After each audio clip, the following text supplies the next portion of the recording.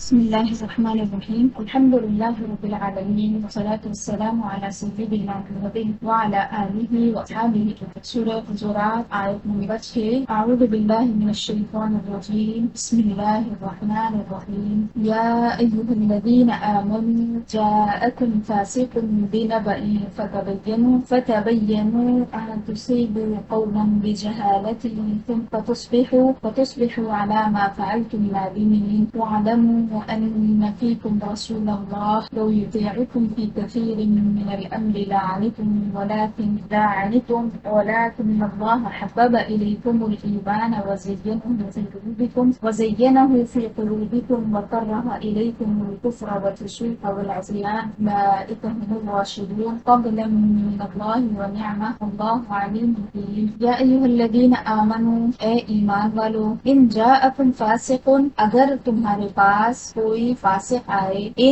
اگر جا کا مطلب ہے آئے تمہارے پاس ان جاءکم اگر تمہارے پاس آئے فاسق ایک فاسق بنبأ کوئی خبر لے کر بی کا مطلب ہے لانا کا مطلب ہے آنا یہ عربی زبان کی خوبصورتی میں سے کے ساتھ میں صرف آیا آنے کا معنی ہوتا بھی لایا بھی کسی کے لیے لایا منہ کسی کے پاس سے لے کر آیا یا کسی کے پاس سے آیا تو ایک لفظ کے کئی معنی نکلتے ہیں اگر اس کے ساتھ کوئی ایک حرف جڑ جائے فعل کے ساتھ میں کوئی صلہ جڑ جائے تو اس کے معنی کو اے ایمان والو اگر تمہارے پاس کوئی فاسق خبر لے کر آئے فتبینوا تو تم اس کی اچھی تحقیق کر لو چھان بین کر یہ تبینوا جو ہے یہ حکم امر کا صیغہ ہے اے ایمان والو اگر تمہارے پاس کوئی فاسق خبر لے کر آئے تو تم تحقیق کر لو اس کی خبر کی چھان بین کر لو ان تصیبوا قوما کہ کہیں ایسا نہ ہو جائے کہ تم کسی قوم کو کسی لوگوں کو تکلیف نہ پہنچا دو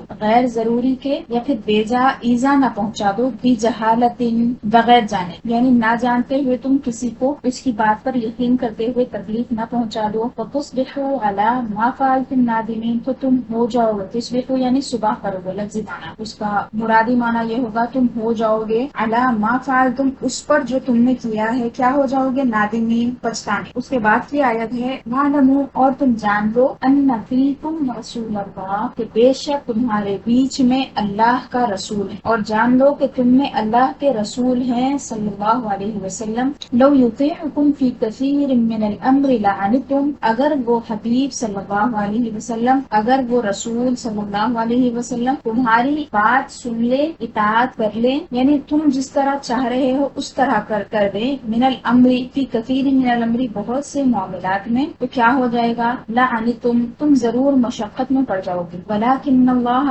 لیکن اللہ تعالی نے حبب الیکم الایمان تمہارے دلوں میں ایمان کو محبوب کر دیا ہے تمہارے دلوں میں ایمان کو محبوب کر دیا ہے ایمان کی محبت تمہارے دلوں میں ڈال دی ہے وزینہ فی قلوبکم اور تمہارے دلوں میں اس کو آراستہ کر دیا ہے خوبصورت کر دیا وکرہ الیکم الکفر والفسوق والعصیان اور تمہارے نزدیک کفر کو اور فسوق کو یعنی حکم عدولی کرنے کو اور نافرمانی عصیان یعنی نافرمانی کو کیا ہے ان تین چیزوں کو ناپسندیدہ کر دیا اولئک هم الراشدون ایسے ہی لوگ صحیح راستے پر ہیں یہ صحابہ کی فضیلتیں بیان کی جا رہی ہیں فضلا من اللہ ونعمۃ واللہ علیم حکیم یہ اللہ تعالیٰ کی طرف سے فضل ہے اور اللہ تعالیٰ کی نعمت ہے اور اللہ تعالیٰ علیم ہے اور حکیم یہ جو چیزیں بیان کی گئی ہیں یہ سب اللہ تعالیٰ کا فضل اور احسان ہے اس کی نعمت ہے اور اللہ تعالیٰ علم رکھنے والا ہے اور حکمت والا یہ تو بس ترجمہ ہوا ہے اب تفسیر کی طرف جاتے ہیں پہلی آیت جو ہے ہماری وہ کیا ہے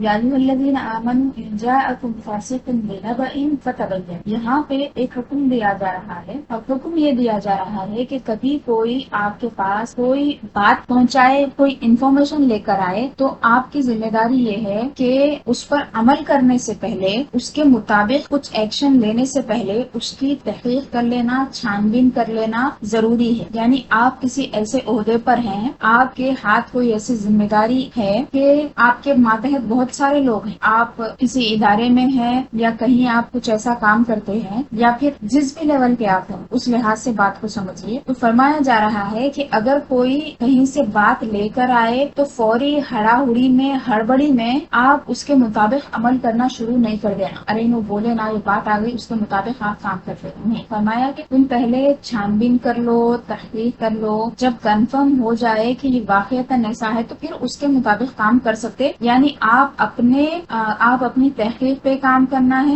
اور دوسروں کی بات پہ آپ کو یقین نہیں کرنا ہے، خاص طور سے جب خبر لانے والا کوئی ایسا آدمی ہو جو صادق نہیں ہے، یا پھر ایسا آدمی ہے جس کی بات صحیح ہو بھی سکتی نہیں بھی ہو سکتی۔ تو اس کے بعد کیا فرمایا، اگر ہم اس طرح کرنے لگ جائیں گے کہ کوئی اطلاع ہمیں پہنچائے اس کے مطابق عمل کریں گے تو کیا ہوگا، بعد میں افسوس ہوگا، ارے تھوڑا سا تحقیق کر لیتے تو اچھا ہوتا۔ تو یہ آیت کب نازل ہوئی، اس کا شان نزول بھی احادیث مبارکہ میں آیا ہے، مفسرین نے اپنی کتابوں میں لکھا ہے۔ حضرت ام سلمہ رضی اللہ تعالی عنہا بیان فرماتی ہیں کہ رسول اللہ صلی اللہ علیہ وسلم نے ایک شخص کو بنی مصطلق کے صدقات لینے کے لیے بھیجا۔ بنی مصطلق ایک آپ سمجھیے قبیلہ ہے، رسول اللہ صلی اللہ علیہ وسلم نے صدقات لینے کے لیے بھیجا، اور دوسری حدیث میں ان کا نام بھی آیا ہے، ان کا نام تھا ولید بن عقبہ۔ تو حضور نے ان کو بھیجا، اور ایسا تھا کہ ان کے اور وہ بنی مصطلق کے بیچ میں زمانے جاہلیت میں کبھی پرانی لڑائی ہوا کرتی۔ تو جب یہ ان کے پاس گئے، یعنی حضور کے قاصد بن کر گئے صدقات لینے کے لیے، تو وہ لوگ کیا کیے، چونکہ داخل اسلام ہو چکے تھے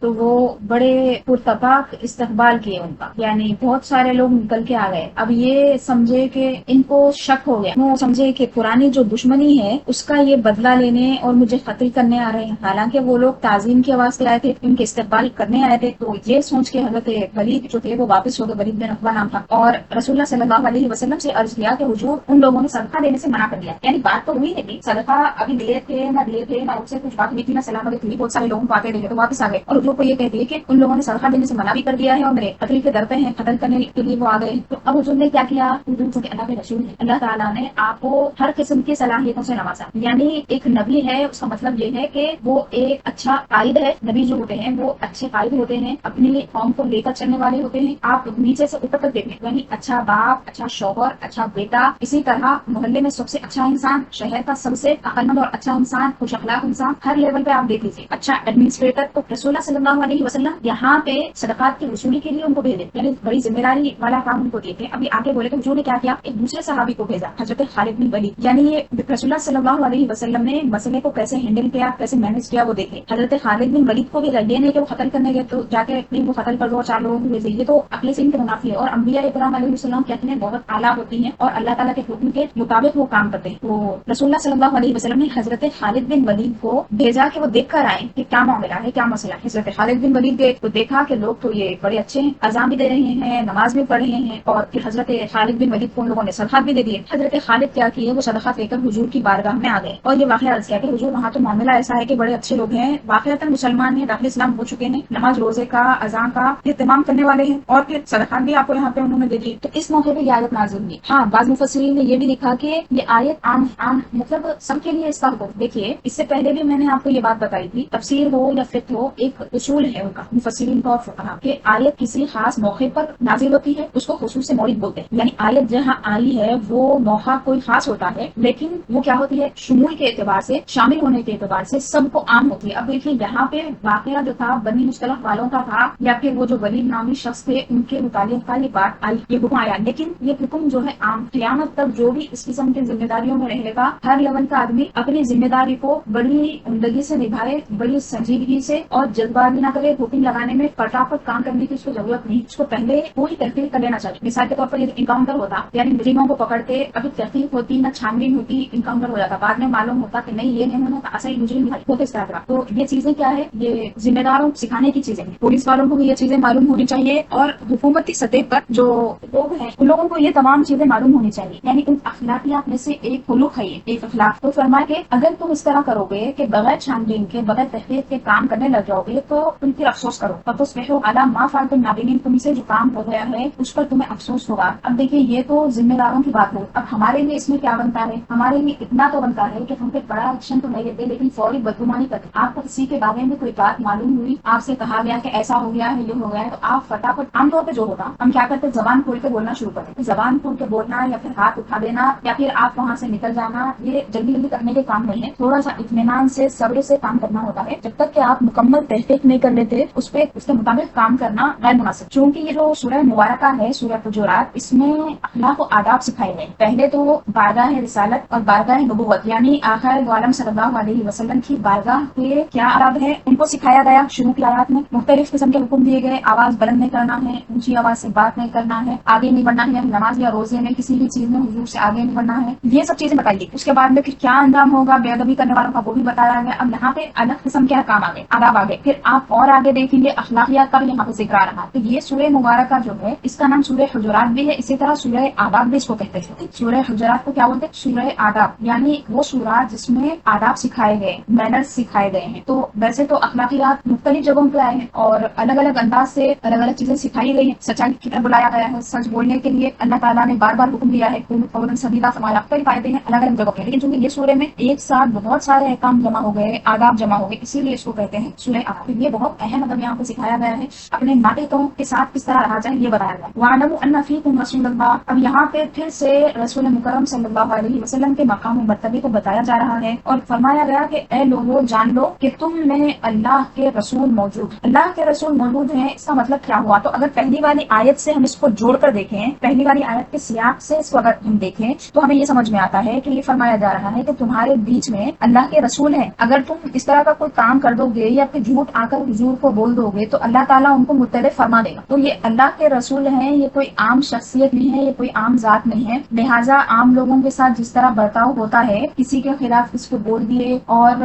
ان کے خلاف کرنے کی کوشش کرے، یہ کام یہاں پہ نہیں ہو سکتا. یہ بارگاہ نبوت ہے، بارگاہ رسالت. ایک بات تو یہ ہو گئی. دوسری بات یہ ہے کہ اس آیت میں رسول اللہ صلی اللہ علیہ وسلم کے وجود کی بات کی گئی، آپ کے موجود ہونے کی بات کی گئی ہے. یعنی رسول اللہ صلی اللہ علیہ وسلم ہمارے درمیان موجود ہیں. حضور کے ایگزسٹنس کے بارے میں بتایا گیا ہے، آپ کے موجود ہونے کے بارے میں بتایا گیا. تو مطلب یہ سمجھ میں آتا ہے کہ جس طرح صحابہ کرام رضوان اللہ علیہم اجمعین کے بیچ میں رسول اللہ صلی اللہ علیہ وسلم موجود تھے، وہاں پہ آپ کا وجود باوجود تھا. آقا دو جہاں صلی اللہ علیہ وسلم اپنے جسم مبارک کے ساتھ ظاہری طور پر تشریف فرماتے، اب ہمارے بیچ بھی حضور موجود ہے. فرق یہ ہے کہ صحابہ حضور کو دیکھتے تھے، ہم نہیں دیکھ پاتے ہیں، اور وہ ظاہری حیات تھی، اب جو حیات ہے وہ الگ حیات ہے. دونوں میں فرق ہے. حیات جب بھی تھی اب بھی ہے حیات، اور پیدائش سے پہلے بھی حیات تھی. اسی لیے تو پہلے کے انبیاء ذکر کرتے تھے حضور کا. حضرت آدم علیہ السلام نے جو توبہ اللہ تعالیٰ سے مانگی اور اللہ تعالیٰ نے معاف کیا، پھر حضرت عیسیٰ علیہ السلام تک آپ دیکھتے جائیں تو انبیاء ذکر کرتے تھے کہ حیات پہلے سے تھی، ابھی تک ہے، بعد میں رہیں گی. سب سے اچھی حیات، اعلیٰ حیات اللہ تعالیٰ نے حضور کو عطا فرمائی اور فرمایا کہ نبی اللہ حی یرزق، اللہ کے نبی زندہ ہوتے ہیں، انہیں رزق دیا جاتا ہے. تو بات بولنے کی یہ ہے کہ جس طرح صحابہ سے فرمایا گیا کہ تمہارے بیچ میں اللہ رسول ہے، اللہ رسول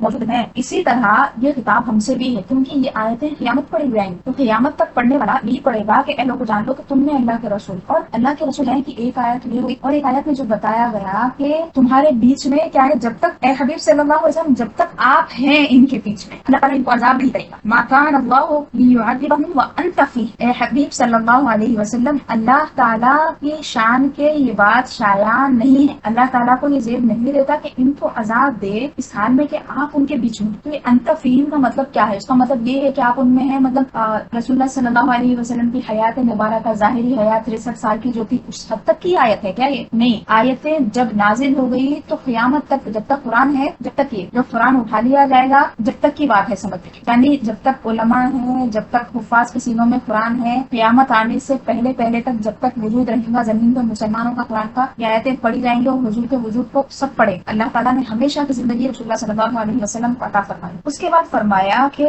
یہ رسول مکرم صلی اللہ علیہ وسلم اگر بہت سارے معاملات میں اگر تمہاری خوشی کی بات کریں گے یا پھر تم جو چاہتے ہو اس کے لحاظ سے اگر کریں گے تو کیا ہوگا؟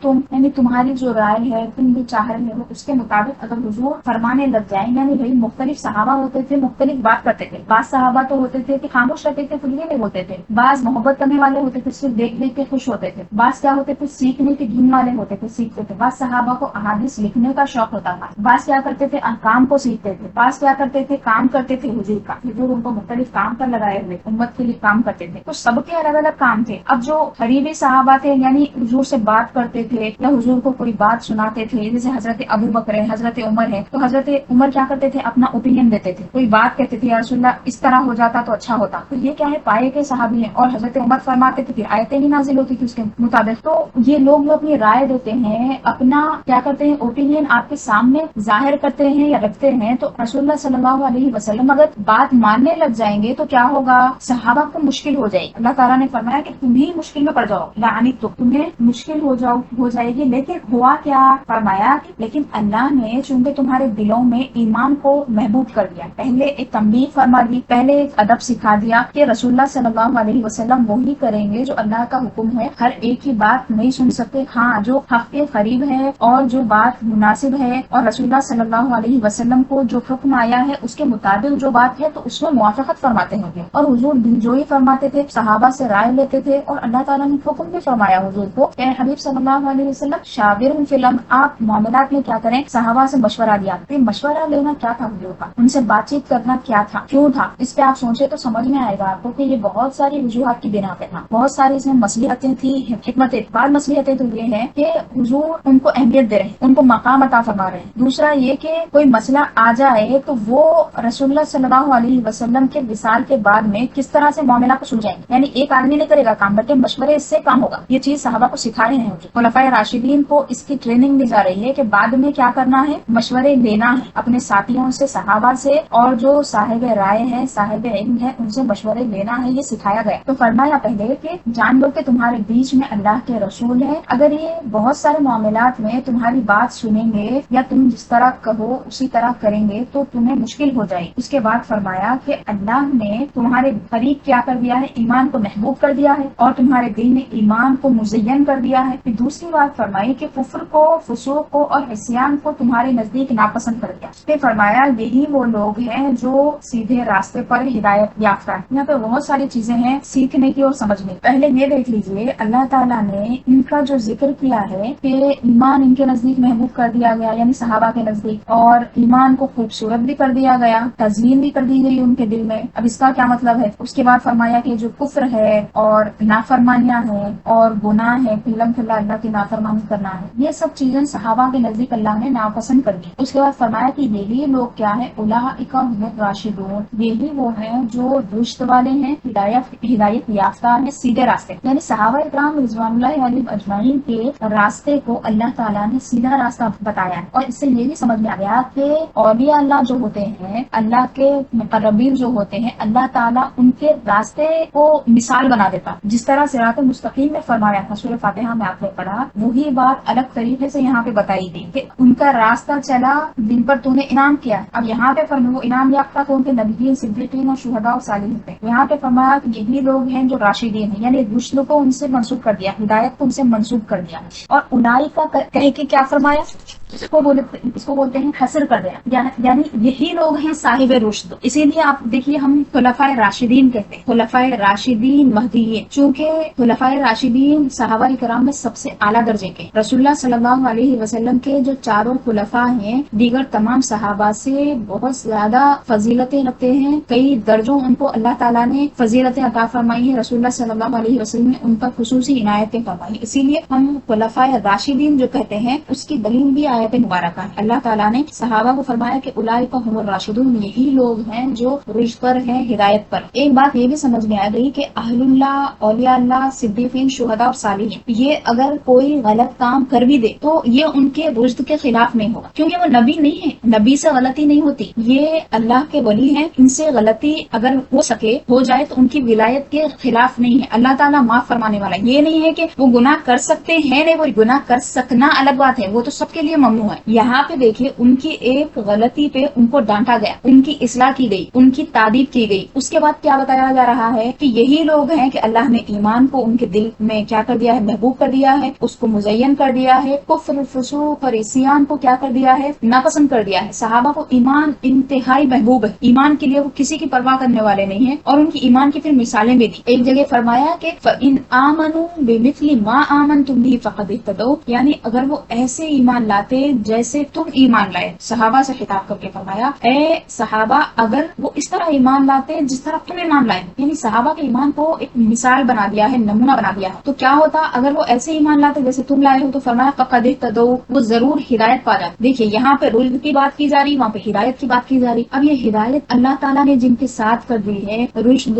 جن کے ساتھ کر دیا ہے، تو یہی وہ لوگ ہیں جن کی اتباع کا حضور نے ہمیں حکم دیا، جن کی اطاعت کا حضور نے حکم دیا ہے. فرمایا کہ جن کی اقتداء کا حضور نے حکم دیا. فرمایا اصحابی کالنجوم فبأیہم اقتدیتم اہتدیتم، میرے صحابہ جو ہیں وہ تاروں کی طرح، میرے صحابہ تاروں کی طرح ہے، ان میں سے تم جن کی بھی پیروی کرو گے، ایک صحابی کو آپ پکڑ لیں، فرمایا ان میں سے کسی کی بھی تم پیروی کرو گے، اقتداء کرو گے تو تم ہدایت پا جاؤ. کیونکہ اللہ نے فرما دیا کہ اگر ان جیسا ایمان لاؤ گے تو تم ہدایت پا جاؤ گے. یہاں پہ فرما رہا ہے کہ ایمان کو ان کے نزدیک محبوب بھی کر دیا، اتنا کافی تھا. ایمان محبوب ہو گیا ہے مطلب آدمی جنتی ہے، آدمی اللہ والا ہے. لیکن ایک چیز ان کے لیے اور اضافہ کر دیا، فرمایا کہ ان کے دلوں میں ایمان کو مزین کر دیا. جن کے دل میں اللہ نے ایمان کو مزین کر دیا ہے، آپ اور ہم ان کے بارے میں کچھ بولنے والے کون ہو سکتے ہیں؟ جب رسول اللہ صلی اللہ علیہ وسلم کی محبتیں ان کو نصیب ہے، اللہ تعالیٰ ان کو مرتبے عطا فرما رہا ہے، ان کے درجات بلند فرما رہا ہے. قرآن کی آیتوں میں آپ ان کی فضیلتیں تلاوت کر رہے ہیں، نمازوں میں قرآن پڑھ رہے ہیں وہی آپ، پھر ان کے بارے میں بدگوئی کرنا، بد کلامی کرنا اور ایسی بات کرنا جو ان کی شان کے خلاف ہو، وہ کہاں تک درست ہو سکتا ہے؟ تو یہ آیتیں جو ہے نا، میں یہ سورہ حجرات آپ کو پہلے کیوں پڑھا رہی، تاکہ ہم پہلے آداب کو سیکھ جائیں، آداب رسالت، صحابہ کرام کے متعلق آداب، اور آپس میں ہم ایک دوسرے کے ساتھ کس طرح کے معاملات رکھیں، کس طرح کے اخلاقیات کو ہم آپس میں برتیں، کیسا ایک دوسرے کے ساتھ بیہیو کرنا ہے، کیسا چھوٹوں کو ٹریٹ کرنا ہے، کیسا بڑوں کا ادب کرنا ہے، یہ چیزیں سیکھنا ہے. اگلے والے رکوع میں آنے والی ہے آیت اولئک هم الراشدون. فرمایا کہ یہی لوگ ہیں جو راشدین ہیں، صحیح راستے پر قائم ہیں. اس کے بعد کی آیت میں فرمایا فضلا من اللہ ونعمہ، یہ جو ہے نا، جو پچھلی والی آیت میں ذکر کیا گیا، یہ اللہ کا فضل ہے اور اللہ کی نعمت. یعنی اللہ تعالیٰ نے صحابہ کرام رضوان اللہ علیہم اجمعین کے اوپر ایک اضافی نعمت فرمائی ہے. فضل کا مطلب کیا ہے؟ زیادہ دینا. آپ کسی کو کیا کر رہے ہیں، چار لوگ ہیں، چاروں میں آپ کو کیا کرنا ہے، چیز ایک تقسیم کرنا، آپ چاروں کو دے رہے ہیں برابر. لیکن کسی کے اوپر اس کے کسی اچھے عمل کی وجہ سے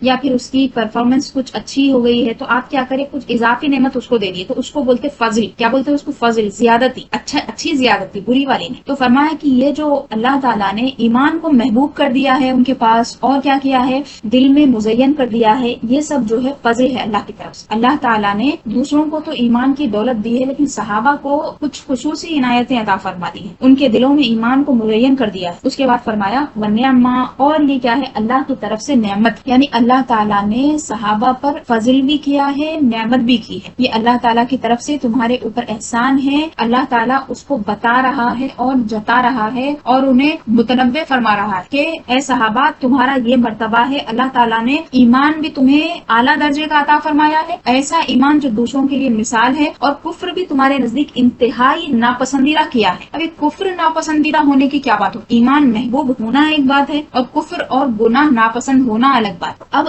ہم اور آپ اپنے اپنے ایمان کو تھوڑا سا ٹٹولنے کی ضرورت، دیکھنے کی ضرورت ہے. کہیں ایسا تو نہیں ہے کہ کہیں کفر ہمارے نزدیک ناپسندیدہ تو ہے لیکن ویسا نہیں جیسا صحابہ کے نزدیک ناپسندیدہ تھا. گناہ کرنا ہمیں ناپسند تو ہے لیکن کہیں کہیں ہم کمزور پڑ جا رہے ہیں، گناہ کر بیٹھ رہے ہیں، تو دیکھنے کی ضرورت ہے، اصلاح کرنے کی ضرورت. دیکھیے عصیان اور فسوق جو ہے نا، یہ کفر کے بعد کے درجے. فسوق بھی معاف ہو سکتا ہے، عصیان بھی معاف ہو سکتا ہے، لیکن کفر معاف نہیں ہو سکتا. اب یہ فسوق کیا ہے؟ فاسق ایسے شخص کو کہتے ہیں جو علل اعلان گناہ کرتا ہے. عاصی وہ ہے جو گناہ کرتا ہے. عصیان یعنی گناہ کرنا. وہی عصیان کیا ہو، اگر لوگوں کے سامنے ہو اور ڈھیٹ بن کر کیا جائے، ارے کیا ہوتا، لوگ بھی تو کر رہے نا، سب کرتے، بری بات نہیں ہے. تو بری بات نہیں ہے بول کے جو کام کیا جاتا ہے، گناہ کو چھوٹا سمجھ کے جو کیا جاتا ہے، لوگوں کے سامنے دکھا کے کیا جاتا ہے، اس کے بارے میں فرمایا کہ یہ فسوق ہے. جو لوگوں کو دکھایا جا رہا ہے وہ فسوق ہے، اور ایسا شخص فاسق ہے، اور ایسے شخص کی بات ناقابل قبول، اس کی بات نہیں مانی جانی چاہیے. یعنی وہ کیا کرتا ہے، ایک آدمی ہے گناہ کر رہا ہے لیکن انہیں پریشان ہے، گناہ چھوٹ رہے ہیں اس سے، کوئی کسی گناہ میں مبتلا ہے، کوئی کسی گناہ میں مبتلا ہے، پریشان ہے، چھوڑنا چاہ رہا ہے، اٹیمپٹ کرتے جا رہا، توبہ پہ توبہ کر رہا کہ نہیں یہ بار میں توبہ کرا، اس کے بعد نہیں کروں گا. توبہ کرنے کے بعد میں دل کو مضبوط رکھ رہا، اس کے بعد پھر پھسل رہا. تو یہ بندہ اللہ تعالیٰ کو پسند ہے. اللہ تعالیٰ کو پسند ہے کہ انہیں گناہ کر رہا لیکن ساتھ میں توبہ بھی کر دے رہا. انہیں دل سے گناہ نہیں کر رہا بلکہ مجبور ہو جا رہا، پریشان ہو جا رہا، اس کو صحیح صحبت نہیں ملی، صحبت صالحہ نہیں ملی، اور اس کو ایسا راستہ نہیں ملا جس میں یہ گناہ چھوڑ سکے. اگر اس کو صحبت صالحہ مل جائے، اس کو پہلے تو ڈھونڈنا چاہیے صحبت صالحہ. اگر نہیں ہے، آپ بھی دیکھیے آپ کے پاس کوئی ایک اچھی ساتھی ہے، آپ کی ماں ہے، بہن ہے، بیٹی ہے، بہت اچھی بات ہے. نہیں ہے، آپ کی سہیلی ہے، رشتے داروں میں کوئی نہیں ہے، آپ کے کلاس میٹ کوئی ہے، کہیں بھی ہے، وہ صحبت آپ اپنائیے. ایسی صحبت جو نیکی کی طرف آپ کو بلائے اور برائی سے روکے. جب کوئی برا کام آپ کرنے لگے تو وہ آپ کو بتائے کہ نہیں یہ مناسب نہیں ہے، ایسا نہیں کرنا چاہیے، چھوڑ دو، جانے دو، یہ نہیں کریں گے اپن، اللہ تعالیٰ سے ناراض ہو جاتا، یہ کام نہیں کرنا. اور ایک آدمی کی قوت ہوتی، لیکن دو آدمی جب مل جاتے نا تو وہ قوت اور بڑھ جاتی، ایمان تازہ ہو جاتا. صحابہ کرام کیا کرتے تھے؟ صحابہ کرام کے بارے میں ایک بہت پیارا قول فرمایا گیا احادیث کی کتابوں میں. بعض صحابی کہتے تھے کہ تعالوا نجدد ایماننا، آؤ ہم اپنے ایمان کی تجدید کرتے ہیں، اپنے ایمان کی تجدید کرتے ہیں. اور بیٹھتے تھے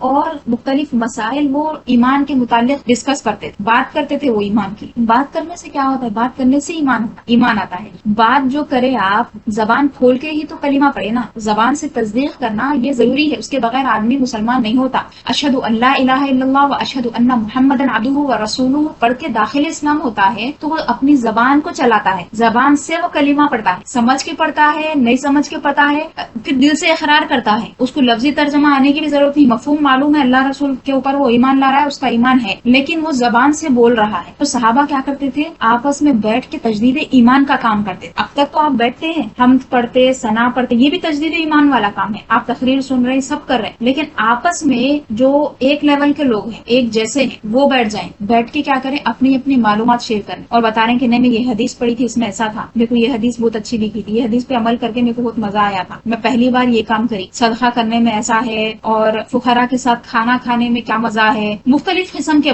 باتیں. اس سے کیا ہوتا ہے؟ ایمان تازہ ہوتا. تو ایک کام تو یہ ہے کہ ایمان کو بڑھانا ہے، ایمان کو تازہ کرنا. صحابہ اکرام کو اللہ تعالیٰ نے دو نعمت دی. پہلی نعمت ایمان کی ہے، ایمان میں کیا کیا؟ ایمان کو محبوب بھی کر دیا، مزین بھی فرما دیا. دوسری نعمت یہ ہے کہ کفر کو ناپسند کر دیا، ناپسندیدہ کرا دیا. اور پھر اس کے ساتھ اضافی دو چیزیں ہیں، فسوق اور عصیان بھی ناپسند ہے. یعنی ان کو ایمان اتنا محبوب ہے کہ اگر جنگ میں مقابل میں ان کا باپ آ جائے جو کافر ہو، ان کا بیٹا آ جائے، ان کا کوئی رشتہ دار آ جائے، تو وہ اس کی پرواہ نہیں کرتے. اللہ اور اس کے رسول اور جہاد سے ان کو زیادہ محبت ہوتی ہے. اللہ اور اس کے رسول کا مرتبہ ان کے دل میں زیادہ ہوتا ہے، باقی سب بعد میں ہوتے ہیں. جیسا کہ حضور نے فرمایا کہ تم میں سے کوئی بھی کامل مومن نہیں ہو سکتا. لا یؤمن احدکم حتی اکون احب الیہ من والدہ وولدہ والناس اجمعین. تم میں سے کوئی بھی اس وقت تک کامل مومن نہیں ہو سکتا جب تک کہ میں اس کے پاس، اس کے باپ سے، اس کے بیٹے سے اور تمام لوگوں سے زیادہ میں محبوب نہ ہو جاؤں. تو صحابہ کا ایمان ایسا تھا. تو ہم اپنے ایمان کی تجدید کرتے رہیں،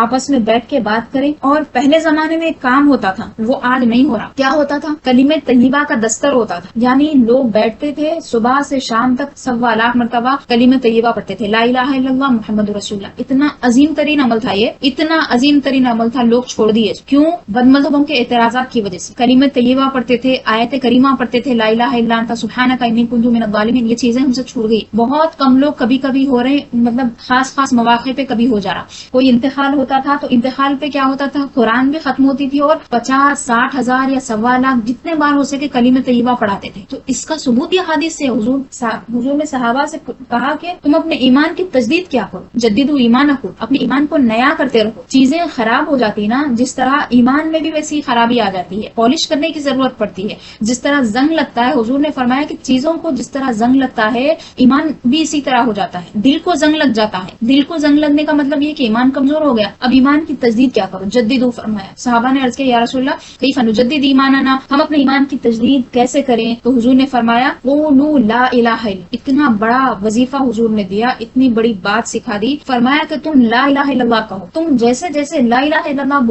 بولتے جاؤ گے، تمہارے دل سے جو زنگ ہے وہ دور ہوتا جائے گا. دل پہ جو میل بیٹھ گیا ہے، گناہ تمہیں چھوٹے لگ رہے ہیں اور برائی نہیں لگ رہی، یہ چیزیں دور ہوتے جائیں گی. ایمان جیسے پختہ ہوتا جائے گا، ایمان جیسے بڑھتا جائے گا، ایمان میں جیسے اضافہ ہوتا جائے گا، تمہارے نزدیک کفر ناپسند ہوتا جائے گا. کسی آپ مندر کے سامنے سے گزر رہے ہیں یا پھر ایسی جگہ سے گزرے وہاں پہ غیر اللہ کی عبادت ہو رہی ہے، کسی بت کے اوپر آپ کی نظر پڑ گئی، آپ وہاں سے بھاگ جائیں گے، آپ منڈی پھیر لیں گے، وہاں سے لاہور پڑھ کے گزر جائیں گے، بولیں گے آمنت باللہ لا الہ الا اللہ، آمنت باللہ وکفرت بالطاغوت. کفر کا بھی کلمہ ہوتا ہے، آمنت باللہ جس طرح ایمان کا کلمہ ہے، اور شیطان کے ساتھ کفر کر رہا ہوں، یہ بھی کلمہ بزرگوں سے منقول ہے۔ آمنت باللہ، میں اللہ پہ ایمان لایا، وکفرت بالطاغوت، میں نے طاغوت کا انکار کیا، کیونکہ اندر جو نفس بیٹھا ہوا ہے وہ شیطان اس سے دوستی کرنے کے لیے تلا ہوا ہوتا ہے، آدمی کو بھٹکاتا ہے، اس کے پیر پھسلاتا ہے، اور آخری دم تک، جان نکلنے سے پہلے تک شیطان کی سب سے بڑی کوشش، اس کی خواہش، اس کا منشا، اس کا مقصد یہی ہے کہ آدمی کو کفر کروائے، آدمی سے کفر کروائے، آدمی سے ایسے کلمات کہلوائے جو اللہ تعالیٰ کے ایمان کے منافی ہے، اس کا کام وہاں پہ ہو جائے۔ تو یہ چیزیں کرنے کی ہے۔ پہلے والے گمراہ کیوں نہیں تھے؟ اعمال میں اتنے زیادہ اچھے نہیں تھے ہوں گے، نمازیں پڑھ لیتے تھے، بہت بڑی بات ہے، وہ روزے بھی رکھتے تھے، صدقہ خیرات بھی کر لیتے تھے، چھوٹی موٹی جو بھی کمائی ہوتی تھی اس میں خوشی خوشی زندگی گزارتے تھے، مہینے کو مہینہ الگ الگ قسم کی فاتحہ ہوتی تھی، جمعہ کے دن فاتحہ ہوتی تھی۔ بہت پہلے یہ ہوتا تھا، بعض لوگ کرتے تھے، شاید وہ 50-60 سال پرانا عمل تھا ہوں گا، 30 سال پہلے تک بھی وہ باقی تھا، یا 25 سال پہلے تک بھی وہ باقی تھا۔ جمعہ کے دن کوئی لوگ خاص قسم کی فاتحہ دلا کے بچوں میں بانٹتے تھے، دیکھیے شیرینی بانٹتے تھے، وہ پورا ختم ہو گیا۔ آپ شیرینی اس لیے بانٹ رہے ہیں، مٹھائی اس لیے بانٹ رہے ہیں تاکہ آپ کو اس کے ذریعے وہ ذکر یاد رہے۔ ہمارے نفس کمزور ہیں، انسان کھانے پینے کو پسند کرتا ہے، فاتحہ کیوں دلاتے؟ آپ خالی بیٹھ کے پڑھا کے بھیجا دیں گے تو کتنے لوگ آئیں گے؟ سمجھے، آپ کھانا کھلا رہے ہیں، اس کے بعد میں پڑھا رہے ہیں تو لوگ آ رہے ہیں، اس میں برائی نہیں ہے، اطعام الطعام، یہ تو بڑی نیکی ہے، لوگوں کو کھانا کھلاؤ۔ کھانا کوئی منگ تو نہیں رہا ہے نا، منگنا بری بات ہے، آپ خود سے کھلا رہے ہیں، ہم خود سے دستر بچھا رہے ہیں، لوگوں کو بلا، محلے والوں کو بلا کے کھلا رہے ہیں، ہم پڑوسیوں کو بلا رہے ہیں، ہم غریبوں کو بھی بلا لے رہے ہیں، ہم رشتہ داروں کو بھی بلا لے رہے ہیں، یا سب کے لیے الگ الگ دعوت کر کے کھلا رہے ہیں، ساتھ میں 4-5 دستر آپ درود شریف کے پڑھ لے رہے ہیں، تو یہ کیا ہے؟ خیر ہی خیر ہے، اس میں دلیل کی کوئی ضرورت نہیں ہے۔ کلمہ طیبہ کی دلیل آپ کو ہونا ہے، اگر دلیل چاہیے تو ابھی میں نے آپ کو حدیث سنا دی ہے، یہ چیزیں بغیر دلیل کے مانی جاتی ہیں۔ حضرت امام راضی کی کتاب سے، تفسیر کبیر سے، میں نے آپ کو ایک لمبا اقتباس پڑھ کے سنایا تھا دوسرے یا تیسرے درس میں۔ امام راضی نے جو بد مذہبوں کا بیان کیا ہے قرآن مجید میں، ان کے اوپر ان کے متعلق جو آیتیں آئی ہیں، جو رد آیا ہے، وہ آیتیں میں نے تفصیل سے آپ کو پڑھ کے سنائی۔ وہ امام راضی جو رئیس المتکلمین ہیں، یعنی جو منطقی دلائل دیتے ہیں، لاجک سے ایسی بات کرتے ہیں، بڑا بڑا فلسفی ان کے سامنے نہیں ٹھہر سکتا۔ 30 جلدوں میں قرآن کی تفسیر کرے، اللہ تعالیٰ کے وجود پہ دلیلوں پہ دلیلیں دے دیے، اسلام کی حقانیت پہ دلیلوں پہ دلیلیں دے دیے۔ وہ امام راضی، فخر الدین رازی کا جب انتقال کا وقت آیا تو شیطان آ گیا، خناس، بدبخت، لا حول ولا قوت الا باللہ، ان کو آ کے وہاں پہ ستا رہا۔ تو آپ اور میں کون ہے؟ اس واسطے اولیاء اللہ سے دیکھیے جڑ کے رہنا۔ ابھی واقعہ پورا سنیے۔ آیا، آ کے کیا کیا؟ دل میں وسوسہ ڈالا، بات کرنے لگا، بولا کہ تم تو زندگی بھر یہ کرتے رہے، بڑے متکلم بن کے پھرتے تھے۔ متکلم مطلب لاجک سے بات کرنے والے، عقل سے بات کرنے والے، فلسفی ٹائپ کے آدمی، تو فلسفے سے بات کرتے تھے۔ تو کہا کہ تم تو بڑی دلیلیں دیتے تھے، اللہ تعالیٰ کی دلیل، وجود پہ دلیل دو۔ انہوں نے دلیل دی، اس نے وہ دلیل توڑ دی، دلیل سے دلیل توڑ دیا انہوں نے۔ اس کے بعد میں امام راضی اور ایک دلیل دی، وہ بھی دلیل توڑ دیا۔ جان نکلنے کا ٹائم آ رہا، آدمی کو شک میں ڈال دیا، اور ایک دلیل دیا، دلیل پہ دلیل دیتے جا رہے ہیں۔ آخر میں ہوا یہ کہ جان نکلنے کا ٹائم قریب آ گیا۔ وہاں پہ ان کے شیخ دوسرے مقام پہ بیٹھے ہوئے ہیں، وہاں پہ موجود نہیں ہے اپنے مرید کے پاس، نجم الدین کبرا، وہ وہاں پہ بیٹھے ہوئے ہیں دوسری جگہ پہ۔ ادھر سے دیکھے کہ مرید کی یہ حالت ہے، نزا کے ٹائم پہ یہ شیطان آ کے بھٹکا رہا، تو کیا کرے؟ وضو کر رہے تھے، وضو کا پانی اس طرح ڈالے تو پانی آ کے امام راضی کے چہرے پہ گرا، یہ کرامت ہوئی ان کی، اور کہنے لگے کہ وہ بدبخت کو بولو کہ میں بغیر دلیل کے اللہ کو مانتا ہوں، دلیل کی ضرورت نہیں ہے مجھے، دلیلیں تو میں اب دیتے بیٹھا ہوں دوسروں کے واسطے، اللہ تعالیٰ کو تو میں مانا بغیر دلیل کے۔ کوئی دلیل تھی؟ آپ کو کچھ دکھا تھا کیا؟ اللہ تعالیٰ دکھا تھا؟ کس طرح ہے اللہ تعالیٰ معلوم ہے آپ کو؟ نہیں معلوم ہے۔ رسول اللہ صلی اللہ علیہ وسلم کو دیکھے آپ؟ نہیں دیکھے۔ صحابہ دیکھے تھے؟ ہم تو نہیں دیکھے، ہم مان رہے ہیں، ایک دوسرے کی بات کو سن کے مان رہے۔ تو امام راضی نے جیسے ہی اپنے مرشد کی توجہ پائی، کہا کہ میں اللہ تعالیٰ کو بغیر دلیل کے مانتا ہوں، اور یہ شیطان مبہوت ہو گیا، فبہت الذی کفر ہو گیا، یعنی جو کافر تھا وہ مبہوت ہو گیا، جیسے ابراہیم علیہ السلام کے واقعے میں ہوا تھا نا، وہ ہو گیا ہے۔ اس کے بعد میں خاتمہ بالخیر ہوا۔ اللہ تعالیٰ اپنے بندوں کو چھوڑتا نہیں، بغیر مدد کے اس طرح چھوڑتا نہیں، لیکن مثالیں قائم کر دیتا اللہ تعالیٰ کہ آپ کہاں بھی پہنچ جائیں، بڑے سے بڑے مرتبے پہ پہنچ جائے، اپنے بڑوں سے اپنے کو بڑا نہیں سمجھ، تکبر نہیں کرنا کبھی بھی، اولیاء اللہ کے سامنے جھکے ہوئے رہنا، ان کے دامن سے وابستہ رہنا۔ غوث پاک کے بے شمار واقعات ہیں۔ کل ایک واقعہ میں نے آپ کو سنایا کہ وہ کس طرح شرابی کے بات کرنے پہ کس طرح سے غوث پاک رضی اللہ تعالیٰ عنہ رونے لگے۔ 3 مرتبہ اس نے کہا، شراب پی کر پڑا ہوا تھا، ایک مرتبہ کہا کہ اے عبد القادر، کیا رب تمہارا حاضر ہے؟ تو انہوں نے کہا ہاں حاضر ہے۔ دوبارہ پھر کہا کہ کیا تمہارا رب حاضر ہے؟ غوث پاک رونے لگے، کہنے لگے ہاں حاضر ہے۔ تیسری بار پھر کہا کیا حاضر ہے؟ تو غوث پاک رونے لگے، سجدے میں گر گئے، کہا کہ اس کو اٹھاؤ، اس کی فوری تیار کرو، اس کو نہلاؤ دھلاؤ، عطر لگاؤ، کپڑے پہناؤ۔ بعد میں مریدین نے پوچھا، آپ کے ساتھ جو لوگ تھے انہوں نے پوچھا کہ یہ کیا مسئلہ ہے حضرت؟ آپ نے فرمایا کہ پہلی بار یہ کہہ رہا تھا کہ کیا اللہ تعالیٰ مجھے معاف کرنے پہ قادر ہے؟ تو میں نے کہا ہاں. دوبارہ اس نے کہا کہ کیا اللہ تعالیٰ مجھے تمہارے مقام پہ لانے پہ قادر ہے؟ تو میں نے کہا ہاں. تیسری بار اس نے کہا کہ کیا اللہ تعالیٰ تمہیں میری جگہ پہ لانے پہ قادر ہے؟ تو میں نے کہا ہاں. اس کے بعد رونے لگے، عاجزی میں آ گئے، انکساری کرنے لگے. ویسے تو وہ اللہ کے عاجز بندوں میں سے، اب تکبر نہیں کرتے اولیاء اللہ کبھی بھی، لیکن اللہ تعالیٰ کبھی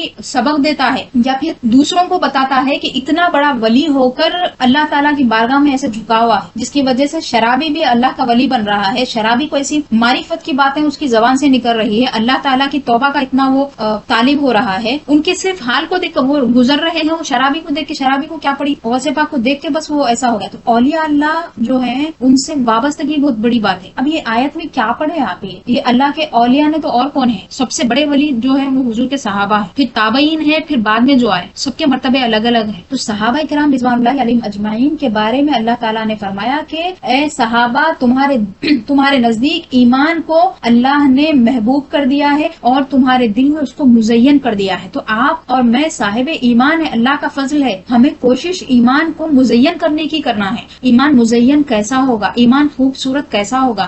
آپ ایک تو زبان سے کام کرتے رہیں، ذکر کرتے رہیں، لا الہ الا اللہ محمد رسول اللہ کہتے رہیں، اللہم صلی علی سیدنا محمد کا ورد کرتے رہیں. دوسرا اہم کام آپ کو دل سے کرنا ہے، دماغ سے کرنا ہے، پھر اپنے اعضاء و جوارح سے کرنا ہے. اب آپ کی جو باڈی ہے اس کو صحیح کام میں لگانا ہے. اعضاء و جوارح یعنی ہاتھ، پیر، ان سب کو صحیح کام میں لگانا. جیسے جیسے ایک ایک کام آپ درست کرتے جائیں گے ویسے ویسے آپ کا ایمان نکھرتا جائے. ایمان نکھارنا ہے، جھوٹ بولنا چھوڑ دینا، سچائی پہ قائم رہنا. ایمان بڑھانا ہے، ایمان کو زینت دینا ہے تو لہو باتیں کرنا چھوڑ دینا ہے. لہو لعب کی باتیں، لغو باتیں، بیکاری کی باتیں، ہی ہا ہا، انٹرٹینمنٹ کے نام پہ بکواس، واہیات چیزیں، اسکرین پہ گھورنا، اور یہ سب چیزیں چھوڑنا پڑ. خراب جگہ پہ بھی نہیں جانا. خراب جگہ جانے کا ارادہ آئے تو ارادے کو روک لینا.